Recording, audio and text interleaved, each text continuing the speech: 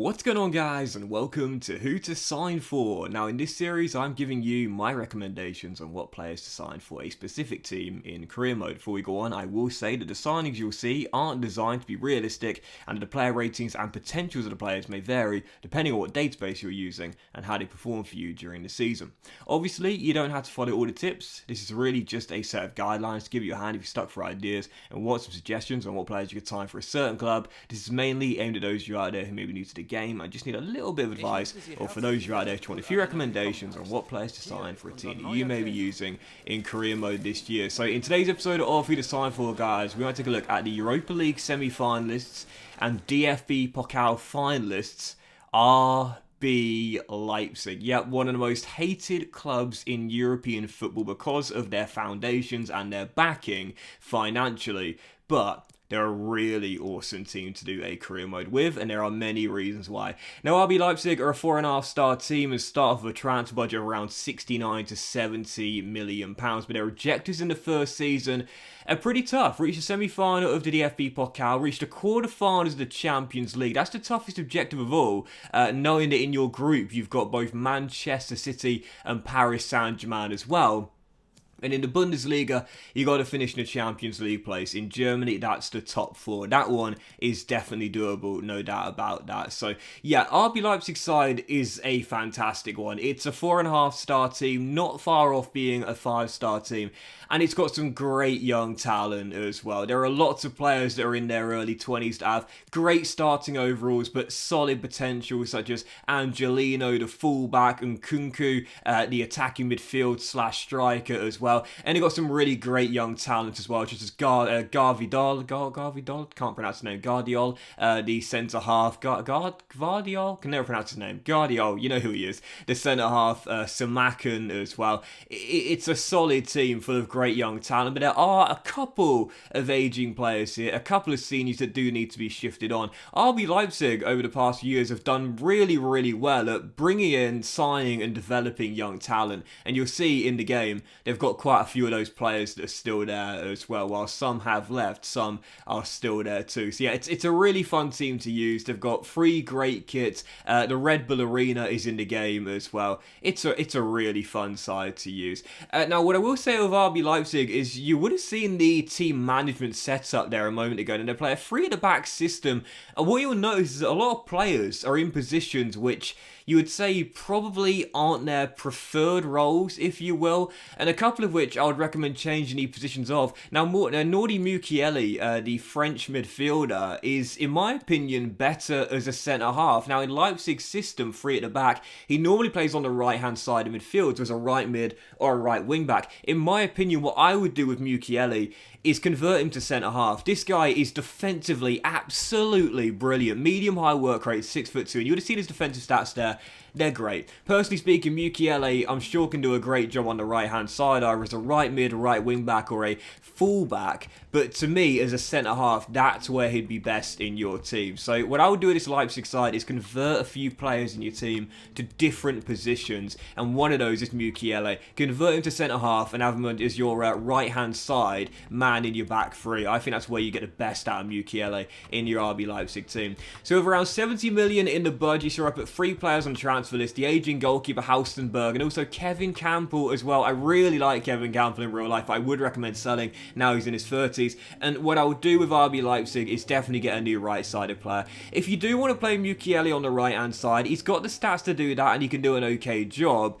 But he is playing out of position according to his in-game stats, and he'd be better off the centre-half. So what I would do is indeed convert him to centre-back as your right-sided man as part of your back 3, and bring in a new right midfielder. And to me, the best choice is this guy right here. It's Rydel Baku of VfL Wolfsburg. This guy would fit Leipzig's system absolutely perfectly. He is a right midfielder by trade, but he can also play deeper in right-back or right wing-back, or possibly through the heart of the middle of the pitch, but with really high stamina, great pace, very good technically as well. This guy, to me, in Leipzig's system would be perfect. When you're playing a 3-at-the-back system, your wide midfielders need to be able to operate both on the defensive end and on the offensive end as well. Now, Angelino can do that on the left-hand side. I'd convert him to left mid. That'll only take him 2 weeks to change his position there.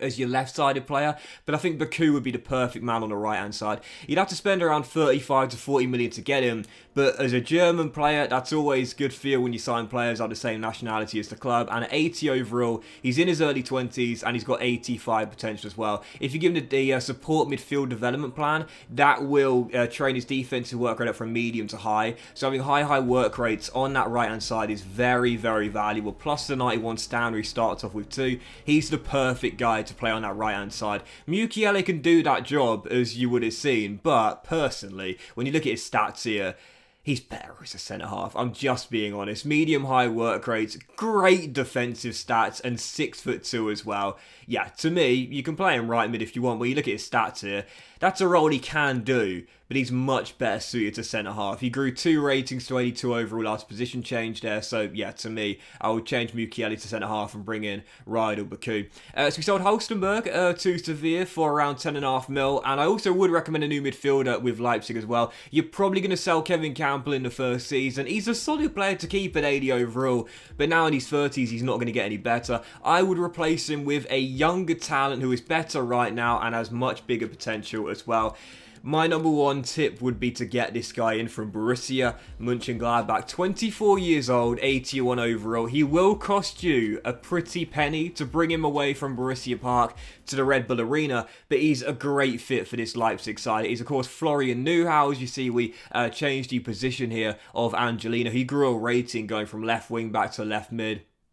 Again, in this system, Angelino's perfect on the left-hand side. He's reasonably pacey. He's got some great attack-minded stats when going forward, such as 88 crossing and 81 for long pass and short pass. And he's got 85 stamina too, plus the high work rate as well. So Angelino and Baku are the perfect wide midfield pairing, both on the defensive end and when creating on the offensive end in this RB Leipzig side. But for Florian Neuhaus, you will see he's valued at 31.5 mil. But let's just say Mönchengladbach were not going to let me get him for anything close to that. I had to do a couple of negotiations and in the end spent over 13 million more than his market valuation. The likelihood is you'll probably be able to get him for around 40 mil. Unfortunately, in this save, I wasn't quite as lucky. I had to spend a very pretty penny to get him, but he's a great fit for this RB Leipzig side. Again, 24 years old, 81 rated. He's got 85 potential, so he grows 4 more ratings, and of course with dynamic potential, could possibly sneak in to the high 80s as well. But he's a really solid midfielder and is a passer of the ball with really great stamina as well. Great ball control, great dribbling. This guy offers a lot when going forward. Not quite as much on the defensive end, but you'll see his defensive stats here. They're not too bad either. He is much better when going forward, but if you are going to pair him alongside Konrad Laimer in your starting CM role, if you will, Laimer can do more of a box-to-box defensive role and Neuhaus allowed a bit more freedom to go forward and attack. So what I did decide to do as well is change the formation slightly as well. You would have seen with so many exclamation marks on my team management screen here, you'll see that the CAMs are actually listed as CFs, and of course our striker is naturally an attacking midfielder by trade. So what you can do, and I mentioned before, if you do see that your players have slight temporary decreases because they're playing slightly out of their role, what you can do is on the PlayStation, press the square button, which is to adjust position of the player you selected, and you can bring him either down or further forward, or if you want, left or right, if you will, inside or outside on the pitch, and you can choose them a different role based on where their current new position is. You would have seen our CFs now are now considered natural attacking midfielders. That gets rid of the exclamation mark there on our 2 guys playing right behind Nkunku, and that means they won't have temporary attribute decreases. It seems a bit silly because we only edged them down by a couple of places or a couple of notches, if you will, on the pitch, but that's just the way the game works. So it's a very easy way to get rid of the exclamation mark there and make sure the players don't have temporary attribute decreases. So we sold Kevin Campbell in the end to Wolves for 23 mil. That's a really good sale there as well, 30 years old, and he is a good squad player to have. If you want to keep him, absolutely no problem with that whatsoever. He's a good squad player to have at 80 overall, but now he's in his 30s. I would personally recommend selling him. Out of around 25 million in the budget after the season ticket money came in. We had just about a little bit more money to bring in one new signing, and I had 3 recommendations to replace Kevin Campbell, all of which are a few years younger, a couple of which are German, and they're all really solid players to pick up as well. There's Julian Weigl, who now plays out in Portugal for Benfica. Unfortunately, couldn't negotiate a deal here with the Portuguese giants, so in the end this deal, as you'll see, did indeed fell through. There's also Fofana, who's a really solid, energetic midfielder in this game. He's 26 years old, 80 overall, but despite being in his mid-20s, he still grows a few ratings to 83 potential. As you'll see, couldn't negotiate a deal with RC Lons either, so this deal also fell through. And the third and final player I was trying to sign was Mahmoud Dahoud of Borussia Dortmund. This guy would be easier to get hold of because he's at a club where there's more depth in the CM role and there's more quality as well, which means that when you are negotiating for a player at a club where there's a lot of competition in that position and he's not regarded as one of the best players in Dortmund's side, for example, he's got a couple of players that are ahead of him in the pecking order, you can normally get him for around valuation. For Mahmoud Dahoud's case, we spent 23 mil, just a little bit over the valuation to get him, and also on a 4-year deal, 46 grand a week, I think it was 46.5 grand a week, 80 overall, 25 years old. That's a really solid deal there as well. He's the same rating as Kevin Campbell right now. He's also got the high work rates like Campbell did too, but he's 5 years younger and has +2 growth. So he's like Kevin Campbell, but a bit younger and can get a bit better as well. So a really solid player, 4-star. This guy's technically really solid, man. Great ball control, great dribbling, fantastic balance and agility as well. And what you'll notice as well, physically too, 90 stamina, high work rates. In this team, to replace Kevin Campbell, he's the absolute perfect fit. So you can either start Konrad Laimer or you can start Dahoud. There's not much difference between the two, though I would personally still choose Konrad Laimer because I love him.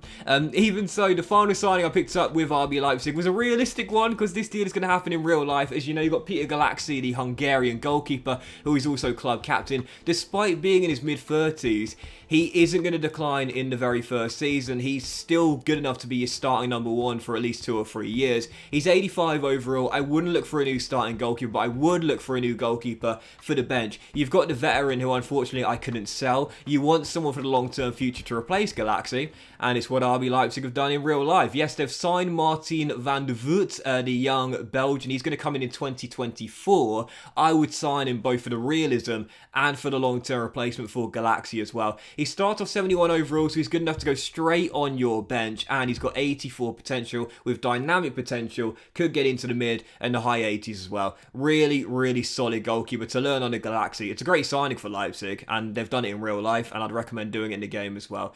So in the end, we didn't do too much in the summer window, because again, we didn't really need to. There's some great young talent here, really solid young players, very solid base RB Leipzig have, and all we do is sell 2 of our aging players for 34.5 mil, and sign 4 players for 108.2 mil, so it's a net loss of around 73.5 million pounds. But we look at the players coming in: Neuhaus and Baku with 85 potential, going straight in the first team. Dahoud on the bench to replace Kevin Campbell, just as good, and grows a couple ratings. And you've got Van der Voort as your long-term successor for Galaxy as well. It's a really solid RB Leipzig team. It doesn't need much change. It just needs a couple more youngsters to come in to replace those seniors. So as per usual, we simulate the end of the season, see if you can hit those really tough objectives with Leipzig. And as you'll see, well, there was no European final, which was to be expected. Leipzig, of course, finished 3rd in their Champions League group and got to the Europa League semis, being knocked out by Glasgow Rangers. But, as you will see, it was heartbreaking, the Bundesliga. They were runners-up last season. This year,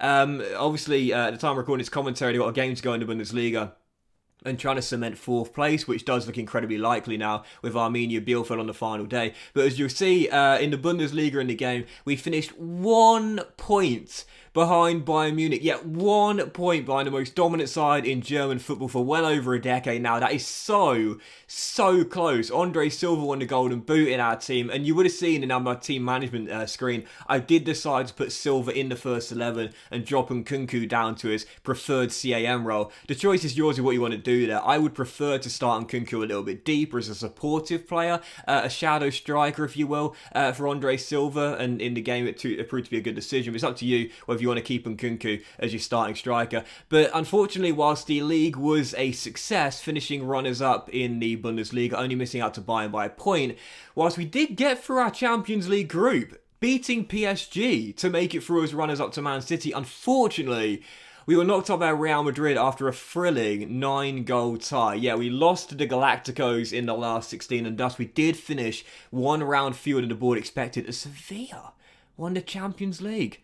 Lads, I thought it was the Europa League you guys love, not the Champions League. I thought that was really interesting indeed. But so in the end, as you'll see, it was a success in the league and a major success in my book there. Only 1 point behind Bayern Munich for the Bundesliga title. You know in the first season, Bayern is surely going to win the crown, man. I mean, they're the best team in Germany and have been for over a decade now. So in the first season, you shouldn't even plan to topple Bayern Munich. It's a long-term project for domestic dominance and also European dominance with RB Leipzig as well. But finishing runners-up, very impressive. And to be fair as well, despite the fact Champions League would have been considered a failure there, I wouldn't say so myself. We got through a group featuring Man City and PSG and only got knocked out in the last 16 by a great Real Madrid side who are back in the final in real life, the most successful club in Champions League history, and in the DFB Pokal as well. We lost to Bayern Munich in the quarterfinals. I mean, they're the best team in Germany. There's no shame in who we got knocked out by. So I wouldn't call that a failure of first season myself. That's a solid first season in my opinion there. This is a project with RB Leipzig. You know, despite the money they've got, despite a very solid team they've got, it's a young team and it's a developing team as well. You're not supposed to win everything in the first season. With Leipzig, it's like a 4 to 6 season challenge. It will take you at least 2 or 3 years before you can start replacing Bayern as the best team in Germany. With the young talent you've got, you might be able to do it a little bit quicker with smarter signings, but it is still a long-term project. You're a 4.5-star team. Yes, you're not too far off 5-star, but RB Leipzig are a long-term project. It's an RTG with one of the most hated teams in Germany, but I definitely recommend it. They're a great side. They've got great kits. The Red Bull Arena's in the game. They've never won a major honour, so it'll be great to do a challenge with them to try and bring them their first major honours, both domestically and in Europe as well. And with the young talent they've got, it's a really solid side to start off with if you're looking for a career mode team, which doesn't need too much change, but what you'd call a minor rebuild. Great team to use, definitely recommend them. But that will end today's episode of Who to Sign For, guys. Big fan you for watching. Really hope you have enjoyed it, and if you have, then please do drop a like. Much love to you all. Have a fantastic day. Let's see if RB Leipzig can pick up their first major honour tomorrow in the DFB Pokal final, and I'll see you for the next episode of WTSF very soon.